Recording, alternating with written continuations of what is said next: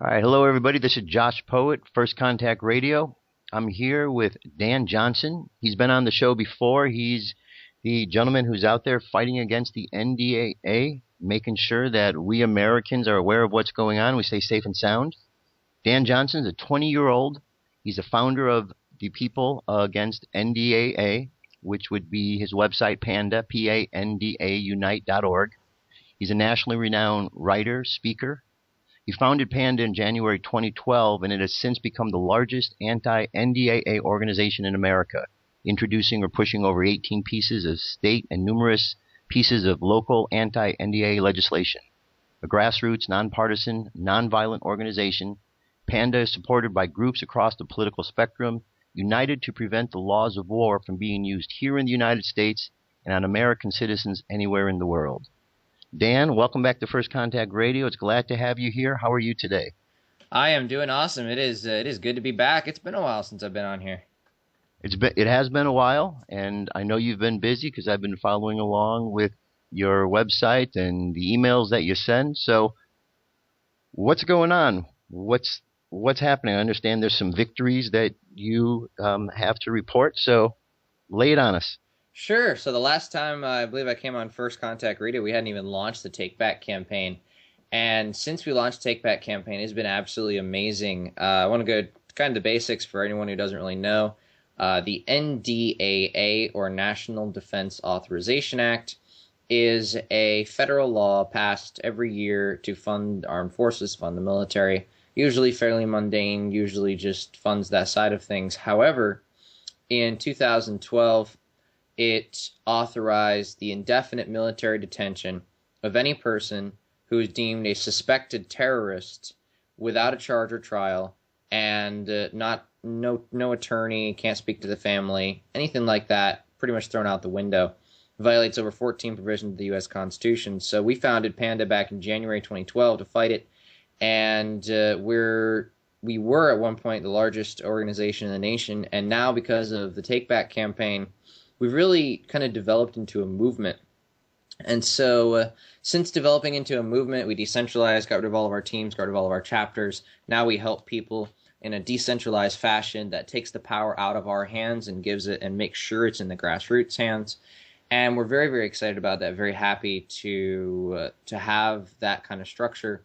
And since we launched that kind of structure, we have been winning.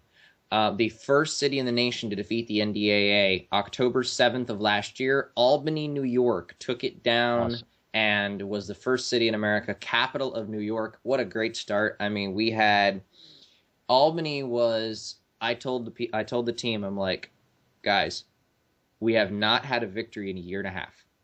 No one's going to take us seriously if we don't win here. So we threw everything we had, threw all our chips on the table. Lo and behold, the vote was supposed to be 7-6, 7 against, 6-4. The vote ended up being, with 100 people in the audience and a live band preceding the vote, the vote ended up being 11-0 in our favor. So it was really great, and that taught us a lot. We kind of took those lessons. 2 days later, Oxford, Massachusetts became the first city in Massachusetts to do it. On the 21st of October, Webster, Massachusetts. On the 17th of December, Emmett, Idaho. So now you got 3 states in the mix. And just Monday, the first county in the nation to say no to the NDAA, no to the laws of war, and not just nullification, but we're going to interpose. If they tried to do this, we're not just going to stand back and watch them. We're going to step in the way and defend your constitutional rights, constitutional liberties. Gem County, Idaho becomes the first county in the nation to do that on Monday. Awesome. So explain a little bit more in depth when you say take down the NDAA and that these states have done this in these places. What does that mean so people understand when they hear that? Each of your elected officials takes an oath to the Constitution. When they take an oath to that Constitution, it's not taking an oath to a piece of paper. It's taking an oath to the rights and the liberties enshrined in that piece of paper. And they must, if your liberties and your rights are under attack, they not only have the authority, but they have the duty to stand up and ensure and stand in the way, when James Madison called interposing, to make sure that your rights and liberties cannot be infringed upon. So what we go around and we've done is we've created a resolution to ban the laws of war. Now, laws of war is the backbone of the NDAA. Remember, in 1942, 120,000 Japanese Americans were detained without charge or trial, including some Germans, some Italians. Well, they didn't need the NDAA back then, and they don't need it now. It's helpful, it's legal, they don't need it now. So we're going after the basis of it, which is the laws of war. And we're saying to these elected officials, we're helping citizens at least. We're not actually on the ground doing this. We're helping citizens do this, but we're helping them say to their elected officials, you took an oath to the Constitution. Constitution defends my right to a trial. The 2012 NDAA and the laws of war violate my right to a trial. It is up to you to make it illegal and to stand in the way and to make sure the police and sheriff's departments stand in the way for my rights. And the argument you'll hear is, well, we're local level and federal law trumps state law and state law trumps local law. Well, they all took an oath to the Constitution. And an oath is like a marriage vow. It's something you must keep regardless of the circumstances. So if you take an oath to the Constitution and you're saying you can't defend it, you may as well take an oath to the Russian Constitution for all the good you're doing in the United States of America. So these elected officials, we hold them to their oath, hold them to their solemn word, and force them, push them, pressure them. They don't like us, so I use the word force. We push them, we help people push them, we help people pressure them into legally banning, first of all, the laws of war, then putting that legal ban in official police policy. So now a police officer can be fired for violating, not only can they be jailed because it's illegal, but they can also be fired for violating that. And finally, we'll help people set up a Citizens Neighborhood Watch or a Citizens Watch team to keep an eye on the local government and ensure that their rights are protected and ensure their local government is held accountable. Awesome. Very good. So here's a silly question for you, but I know it's a silly, and we live in the United States of America. We watch the news. If something was going on, they would tell us about it. How is it possible that we live in a country where there are people doing these kind of things and our media is not telling us? You mean the same media that took $13-ish billion from the Pentagon to report on the Iraq War the way the Pentagon wanted them to doesn't tell us that things are happening in America? Yeah. So you're saying money? Money, control, power. You see, one of the things that dictators throughout history have had to do in order to lock down a country is they have to control the media sources. They have to control the information. We saw the control of information break when the internet really went mainstream, when it really got widespread. And that's why you had SOPA, the Stop Online Piracy Act, a couple of years ago, the Kill the Internet bill. We're going to be able to censor the internet. We're going to be able, because a dictator wants to lock down information sources. In North Korea, you cannot, and you are not, is illegal to the point of beheading to get on the internet. There's a reason for that. Kim Jong-un wants to lock down the country so nobody can know what's really happening. And that's something the internet has done, is it's gone around the corporate media. Had we only had the media, remember, the media is owned by 6 companies, okay? These 6 companies want favorable legislation. They also want access to politicians. Since they want both of those, they're going to be very nice and very coexisting, as it were, with the government. And when the government asks them to do something, they're going to acquiesce because their interests are at hand. Powers in D.C. to regulate the media industry. Media industry wants to sidle up and work very closely with D.C. So the internet has gone around that. And this is why the media doesn't report on things like NDAA. They don't report on things like the NSA unless they're forced to. You know, the NSA revelations came out in 2005 in the New York Times, and no one covered it. So this was big news back then.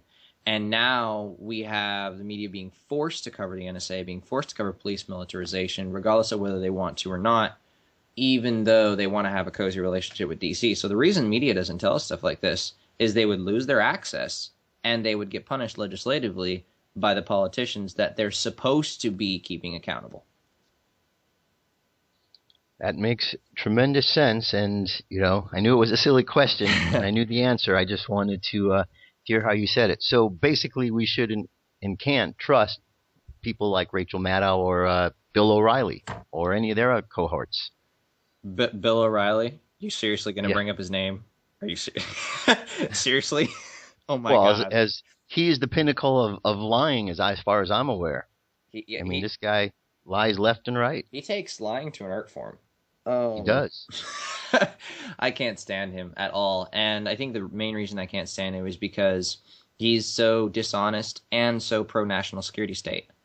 He is the epitome of what the media was never supposed to be. He is Right. both entertainment and a really horrible liar. Yep. Absolutely. I agree wholeheartedly. So do you find that there's any places and any sources when you go online that you can trust and know and who can you count on these days? Yourself. You see, all media has bias. PANDA Hmm. is a form of media. Our bias is we're very much against the NDAA. We're very much pro-liberty, pro-constitution, pro-civil rights. Well, a lot of organizations aren't. So we're going to have a different bias than them. MSNBC is going to have a bias. Fox is going to have a bias. You have a bias. I have a bias. Everyone has a bias. And so the important thing is not to trust any single source, but to have 4 or 5 sources that disagree with each other and keep an eye on all those sources. So you're getting different points of view on the same topic. Because if you only get one point of view, the brain has a tendency to just accept that one point of view without any thinking, without any consideration. Okay, well, that view is obviously it. That's how mainstream media works so well, because they all have the same view on things. Well, when you bring in different views, when you bring in different ideas, the internet's better, much better than mainstream media, because at least when you bring in different views, a lot of them are trying to tell you their version of the truth instead of just being outright and lying. But you can't trust a single source because that source is biased. You need to check it with other sources. And I want people, you're on Panda and you're checking with other sources and other sources say, what on earth? I want you to contact us and say, hey, this link is wrong or your fact right there is wrong. That's what keeps us accountable. And that's what should keep other alternative media accountable as well. So we should be checking each other then, helping each other, and because we're all in this together. Absolutely. What a concept. I know, like people working together outside of government forcing them to. Brilliant.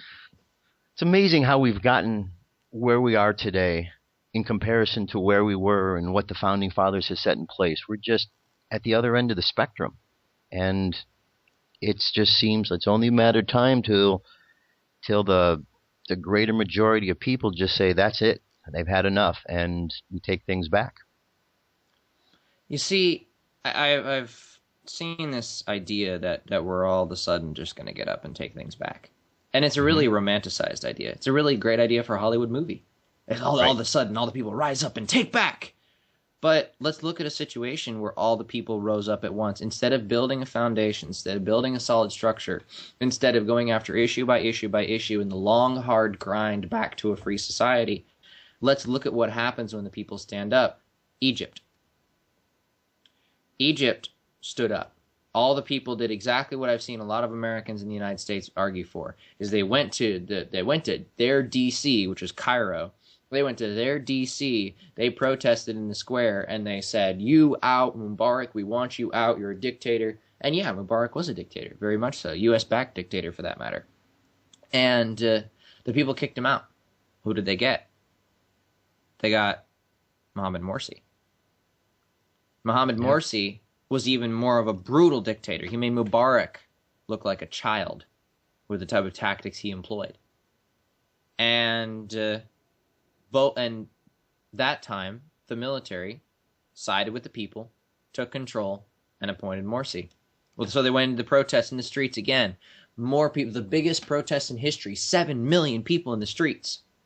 Bring them down. No more Morsi. No more Morsi. And they did. He stepped down. Who did they get? General al-Sisi. Al-Sisi just happens to be the general who was military commander under both other dictators. He's Okay. now in charge of the country. So every time the Egyptian people have gone to protest and let's take it down, let's take it down, let's knock it down, what have they gotten? They've gotten another dictator and another dictator and another dictator. Because even though it's not sexy, even though it's not really cool for a Hollywood movie, the only way a real and true nonviolent peaceful revolution works is from the bottom up, not the top down. So what you're talking about then is what's very important is organization, because we hear so much about how the military and the different organizations here in America on that side of the fence are organized. People need to be organized. So you're talking about that kind of setup, right? Making sure that we're organized, grassroots, starting from the bottom, so you have a good foundation, and then you can move forward with even more strength. Kind of, not Okay. not quite. When a lot of people think of organization, they think of a big tent theory. They think of, okay, everybody get in this one coalition, let's go. Or 3 or 4 coalitions or whatever. Let's all get together and go. And what we've found, if you are going to take down a monopoly with a monopoly, you are going to end up with another monopoly. Mm-hmm. It's not so much important for us to organize as it is for us to work together. Organization implies that there's some sort of people you report to, some sort of hierarchy. See, the way we have done Panda is, yeah, there's a small core of us. Yes, there is some level of organized structure in our organization. There's like 15 or 16 of us who are specifically Panda, and then we have a state rep, like one state rep for several different states. But the key here is not so much organization as orchestrated chaos. And people, believe it or not, are better at running their lives than you or I, are better at running their lives than any governmental entity, whether that governmental entity is an organizational structure, whether the government entity is an actual government. They're better at running their lives, and they're better at doing it. So all we do is we provide the strategy. Here's the strategy. Here's both the strategy and the end game.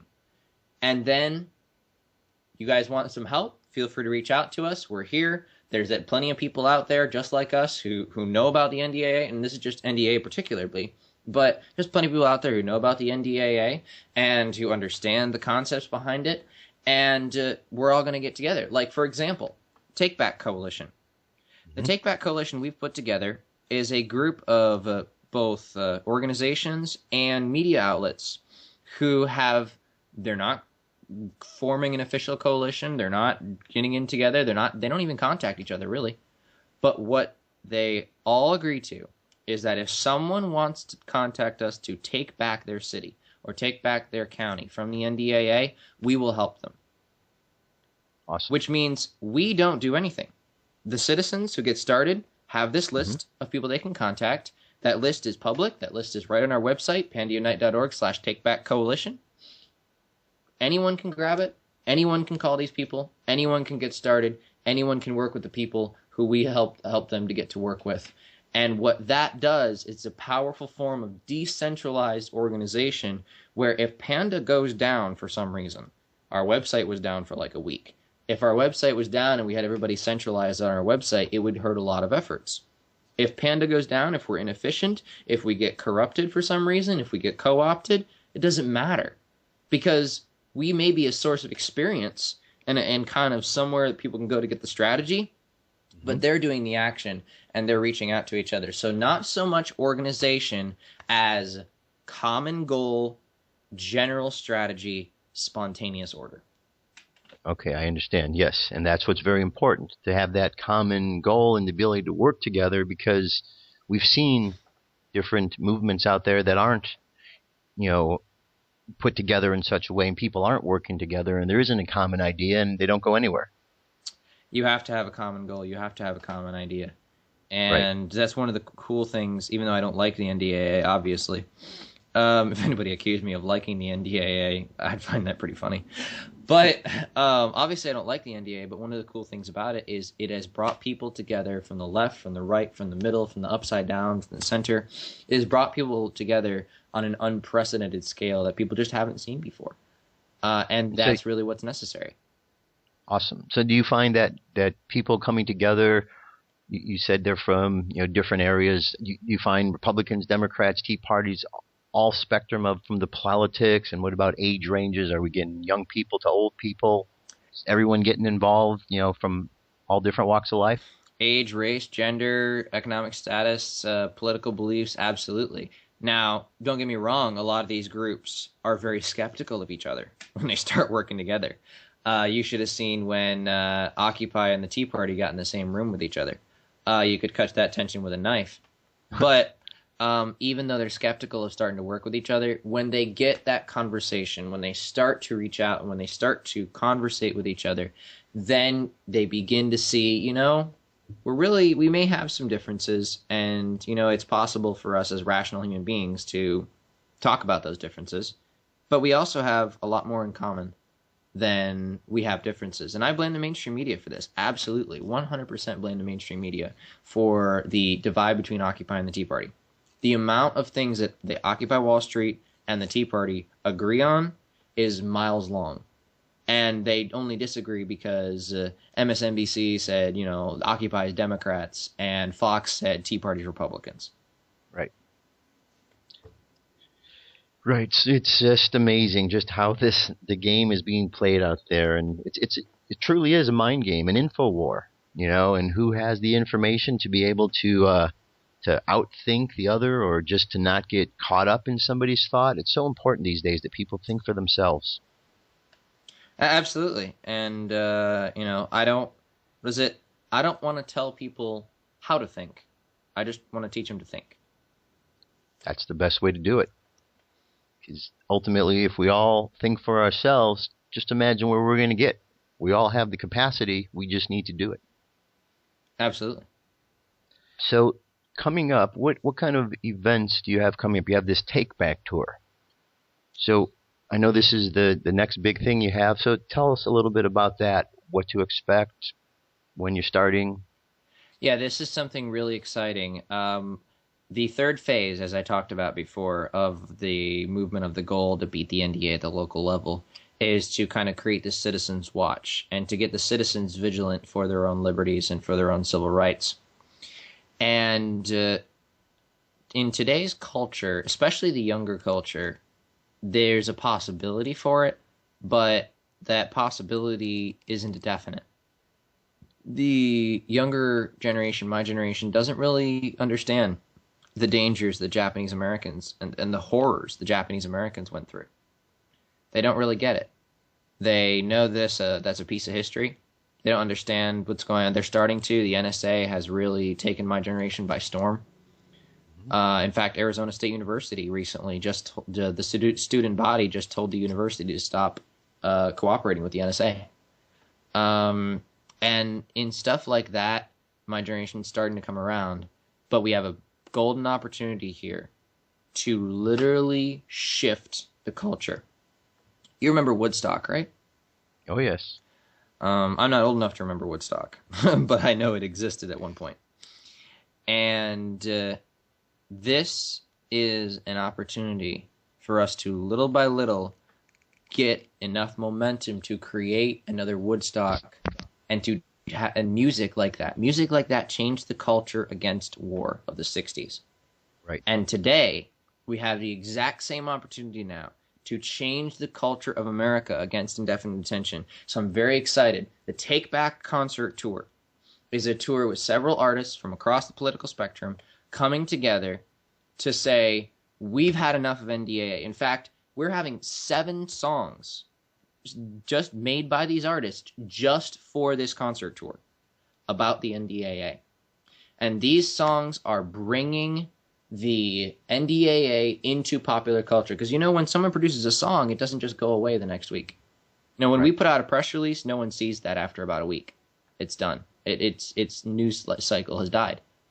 But when an artist produces music, it speaks to the soul, and it's there. And people are playing it years from when they produced that piece of that song, produced that piece of music.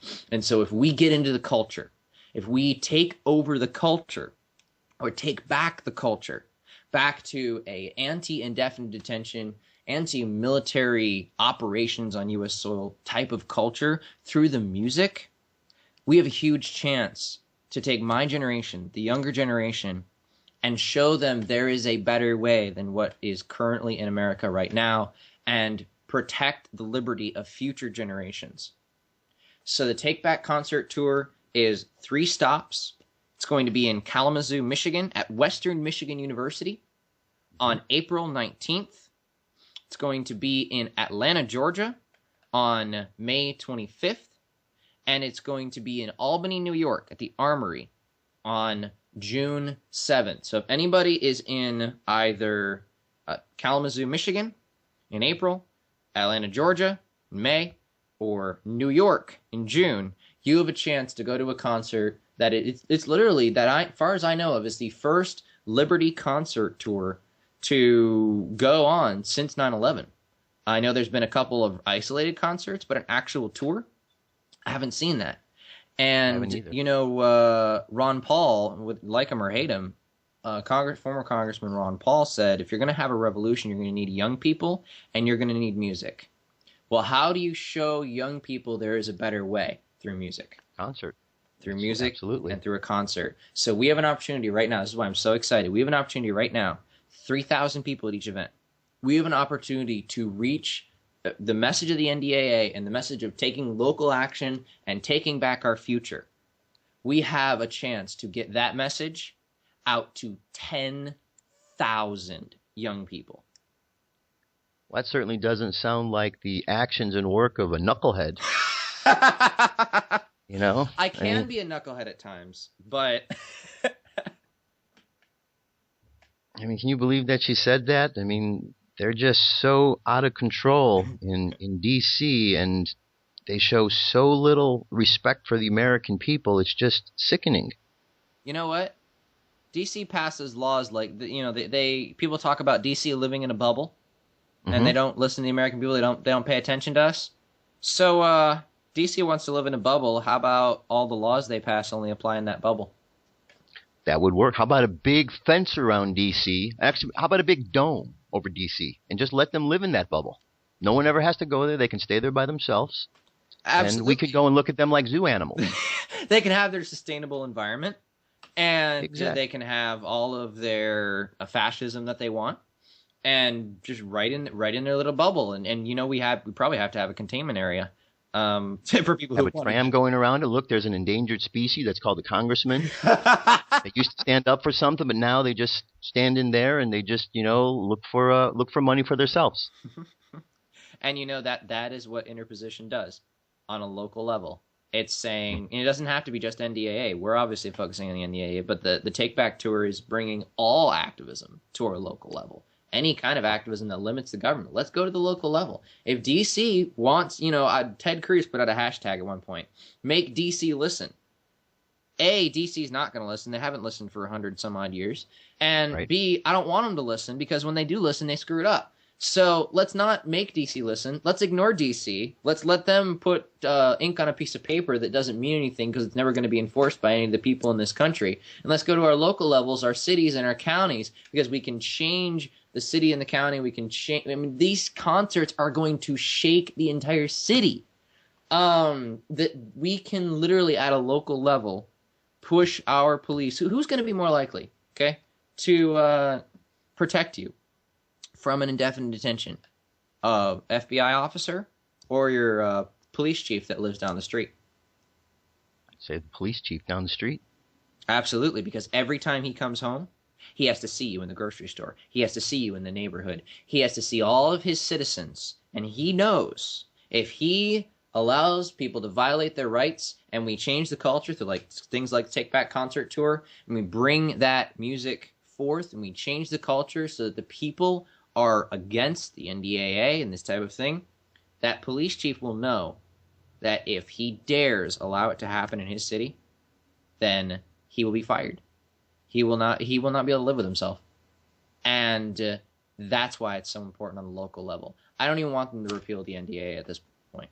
They had the power before. They utilized the power before. This is just legal authority. What I want to do is I want to stop that action. And many other people, thousands of people across the country are doing this right now. We have 60 cities that I know of currently And since it's a decentralized movement, you don't really know all that's going on. But 60 cities that I know of who are currently considering legislation to ban the NDAA and the laws of war from their city. That's awesome. If DC wants to live in a bubble, let's let them. Absolutely.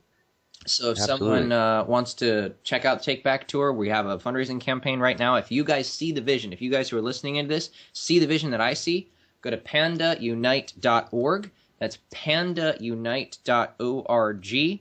And on the front page, there'll be a Learn More link. Click on that. Get yourself an event t-shirt. Get yourself some tickets to the event. And jump on that Take Back Tour. Help us fund this. Help us put this forth. And we've got a really, really great opportunity now to bring national activism local. And if DC wants to live in a bubble, I have some bubble soap. All right. And the movement certainly has picked up. I was watching a video on the website. You started in 2012, and then it had a little movement, but then it really exploded in 2013. It really did. And I've really been happy with how the movement has just taken off. And really since the decentralization, it's really what's done it. We hit it really hard early 2013 as a centralized movement, and we didn't get anywhere near the activity that we have right now. I mean, yesterday alone, I must have spent 4 or 5 hours with people on the phone helping them out, who are asking different questions or contacting us for different things in their city. That's exactly what I envisioned at the very beginning of the Take Back campaign. Is people want to be self-directed, and we can now help them do that. And now I don't have to be there, and the action still keeps going. So it's like a snowball that's picked up steam now, and it's just kind of moving on its own accord. More people are becoming involved. Absolutely. And, federal government, we're coming for you. And at one point, you either have to recognize the threat or it'll be too late.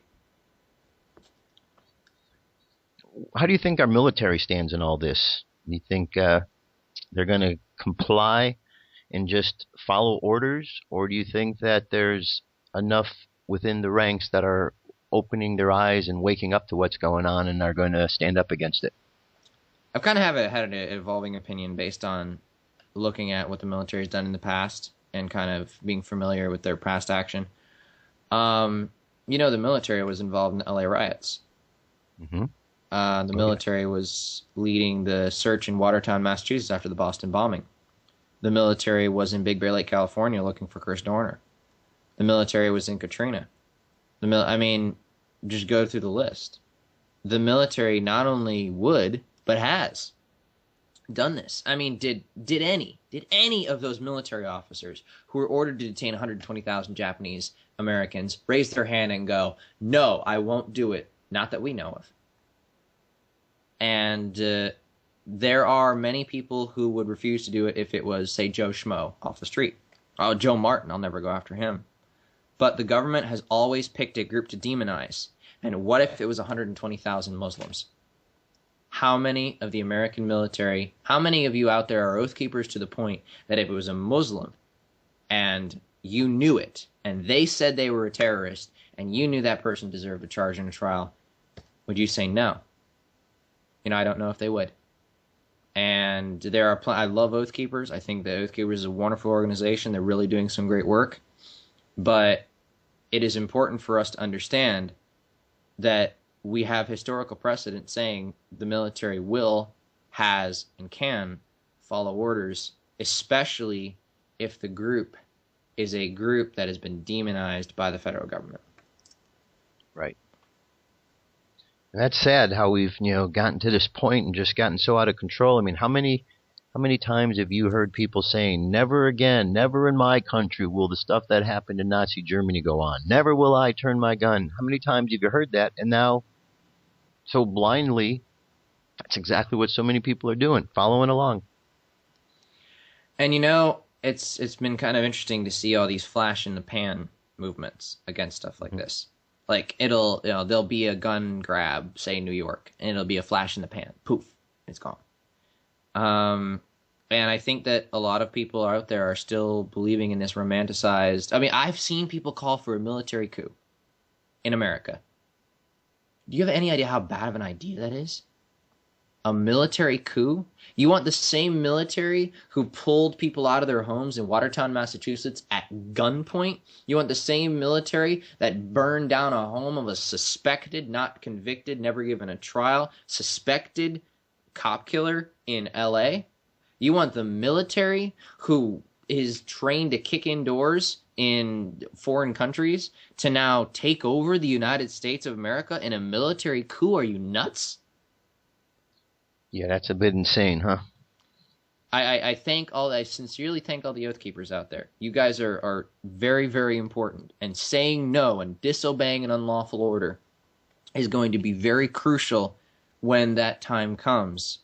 But power corrupts, and absolute power corrupts absolutely. If you got a tank, nukes, and an entire 2 battalions of infantry soldiers, plus all the power that comes with being the president of a country, I never want to see that world. That world. You see, let's take it back to historical precedent for just a second. You're familiar with Executive Order 9066, right? The Japanese American detention. Yes. Right. So Executive Order 9066, a lot of people think that order said we're going to go after the Japanese, detain the Japanese. It's not what it said. The order said we will give the military jurisdiction over certain areas of the country. That's it. That was the bulk of the order. It said we're going to give the military control. Never said anything about detaining people. Never said anything about imprisoning anyone. Just said military is going to have control. And what did the military do when they were given control over the coastal areas of the country? They detained 120,000 American citizens. Yeah, not to be trusted. No. That's a shame. It's a shame that we look at members of our military or members of our police force and we can't trust them because they've lost sight of what they were about when they first started, or maybe never even had that vision when they began. Power corrupts. Power corrupts. Yeah, this is certainly a time when we need heroes. We need heroes to step up, and we've got a country of 300 million Americans who all have an opportunity to be a hero. Imagine if 300 million heroes stepped up. No, bring it down. Bring it practical. All Imagine right. if 200 heroes stood up. 200. That would do. 200. Remember that when I talk about this a lot. When I went to my city council the first time, when I just got started, about a month after we got started, February 21st. Went to my city council. I brought 21 college students. Biggest thing I'd ever organized. Biggest thing I'd ever put together. And my city council turned me down in the just the most disrespectful, rude way possible. My mayor said that these students should have taken Government 160. They don't know the inner workings of our national government, and it's up to us in some respects to educate them. My city councilman told me, I love your political activism, but do something you can actually have an effect on. This is, as one person who just got all this stuff together now, I face that moment. And Robert Frost talks about the road less traveled by. And, I didn't never really want to be the face of this. I still don't really want to be the face of it. I'll do whatever I can, whatever it takes to bring liberty around to this nation in a peaceful manner. But I'm one person. One person was able to ignite enough people to now spawn a movement. 95% of the people in this movement have never done any political activism before. Never done anything. And the NDAA got them to stand up and say enough. Are you listening out there? Do you have enough guts to stand up and say enough? Because if one person, obviously I had a lot of help, but if one person could create a movement of thousands of people now, imagine what 200 people in this country who stood up and said enough could do. That could be quite powerful. Quite powerful indeed. So you have the Take Back Tour, and that's coming up. And what kind of expectations do you have coming out of that as far as how the movement might grow? The real expectation from that is to create kind of a new genre of music, kind of NDAA genre almost of music, And obviously, rap, rock, country, jam bands, all this kind of stuff. But the object is to really use this as a foothold into the music industry, because the music industry, I mean, most music songs today are written by two people, and then they're just kind of sung by a bunch of different artists. They kind of have a stranglehold in the music industry. Oh, yes. Well, if they're only written by two people, we get some good people in, we start to utilize our skills and start to get the music industry to revolt against the NDAA. Because the NDAA, remember, the people who are going to be most affected by this are partly musicians. In Soviet Russia, you used to have to get all of your lyrics approved by the KGB. You had to get all your lyrics approved. If you did not get approved lyrics and you sung unapproved lyrics, then they would jail you.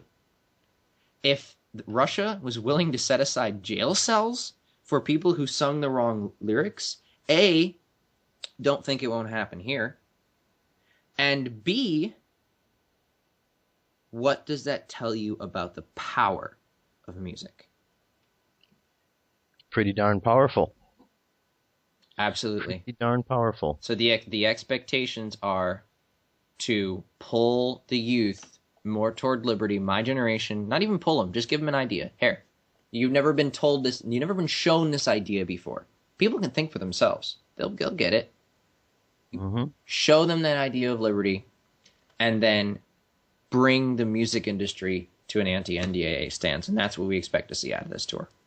Okay, so we have 3 states, Michigan, Georgia, and New York. Mm-hmm. Now, after those 3 states, are you looking and hopeful to expand this tour further than just those 3 states to across the country? If it works well, absolutely. We'd love to expand the tour and keep it going. In fact, in California, if someone's on the West Coast, we are co-sponsoring, and this is a completely separate event, but we are co-sponsoring the United We Stand Fest on the West Coast, which is doing this in a one-day event style, one-day event idea. But they're bringing together artists, activists, all kinds of people for a one-day festival on May 10th at the Poly Pavilion in UCLA. Nice. So we are co-sponsoring that event, and that is really awesome. We're really glad to see that. So if you are on the West Coast, now this is just East Coast. If you're on the West Coast, mm-hmm. that would be the event to show up at. Immortal Technique is headlining that event. And all kinds of awesome stuff is going to be happening there. So you're going to have a great time at that event, and I would highly recommend, if you're on the West Coast, to check out UnitedWeStandFest.com and look up the date and time for that event, May 10th at UCLA Poly Pavilion in Los Angeles, California. And if you're out there, I'd highly recommend attending that festival. But yeah, we absolutely want to kind of push this forward. And I just want to bounce this idea off you. Okay. And see what you think. I've been talking with a lot of people and a lot of young people, and one of the things you'll typically get as a young person in politics, and one of the reasons young people don't get into politics, besides the fact that it's amazingly boring, is the idea that young people can't do anything in politics. The idea that, oh, you're too young, you're too inexperienced, you'll never do anything. So we actually, I want to see what you think of this idea. We've been bouncing around the idea, me and several other people of my age, been bouncing around the idea of having a stupid young kids conference.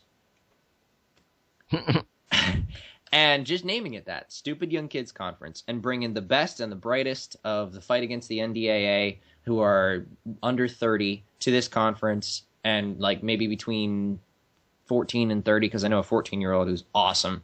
So between 14 and 30 to this conference to talk strategy and to really build a camaraderie amongst our generation. So what do you think of that? How about a knucklehead conference or concert? There we go. We have a Stupid Young Kids Conference and a knucklehead concert that night. Just make her eat her own words. Put it right back out. Or you say we're knuckleheads? Okay. Here's what knuckleheads can really do. What was it John McCain said? Impressionable young libertarians in their dorm rooms? Something like that, yes. Boy, did he have any idea what he was saying. Nope. One thing I know about Americans, sometimes we sit back and we watch things and a little bit slow on getting going, but once we do, it can really be a big a big opportunity for this whole country once people get swept up in the idea of liberty. Absolutely. Well, there's an artist we all know, Jim Morrison. His words were, "They've got the guns, but we've got the numbers. We're gonna win. Yeah, we're taking over. Come on." And I think music has the opportunity to really do that. So that's a really great idea, Dan, to have a concert and really help to instill that idea with the young people by putting those two ideas together. Absolutely, and I'm really excited for it. And thank you so much for giving this some airtime. I'm really happy. And if any of the listeners out there, again, if you caught the vision of either of those, if you caught the vision and you want to take back your city from the NDAA, go to pandaunite.org/takeback. That's pandaunite.org/takeback. If you caught the vision and you want to help fund and you want to help push this, or you want to help volunteer for the Take Back tour, go to pandaunite.org. Right on the front, you can put in your either request for volunteers, or you can help donate and make this event a real success. How about other speakers and bands? Would you like to reach out and have other bands contact you and people that are speaking about this? We're kind of, as far as for right now, you can only fit so many bands in one event, so, or one tour. So as far as for right now, we're fairly good on bands. But if you got a speaker who A, can talk about the NDAA a little bit, and B, knows that there's a local and knows what the local solution to a problem is. I don't want national solutions. I'm not marching on DC. I'm not endorsing a march on DC. Panda's not endorsing a march on DC. We're endorsing putting a dome over DC. Like you said, I like your idea. I endorse that. But we are not endorsing anything that is a national level, or even for that matter, a state level action. If you have someone who knows of a local level solution to a national problem, absolutely we want to talk to them about speaking at the tour. Excellent. Well, Dan, I think it's very impressive what you're doing, and I know you're not doing this for any other reason than the right reason, because of the liberty involved. And so, excellent job. God bless you, and stay safe. Keep working hard like you're doing, and I believe that this country is going to rally, and we are going to get those 200 heroes. I believe we're going to get a lot more than 200 heroes. And if we get a lot more than 200 heroes, we'll be able to turn this country around. Just take some determination. That's what we need. Well, Dan, thank you very much for being here. I appreciate it. We'll check back again in a while, and we'll just see how things are going, get some more updates. Absolutely, yeah. Thanks so much for having me on the program, for all you do, and really the alternative media getting the word out. Thanks so much again for all you're doing on here, and it was great to be on the program. Right. Thank you very much. All right.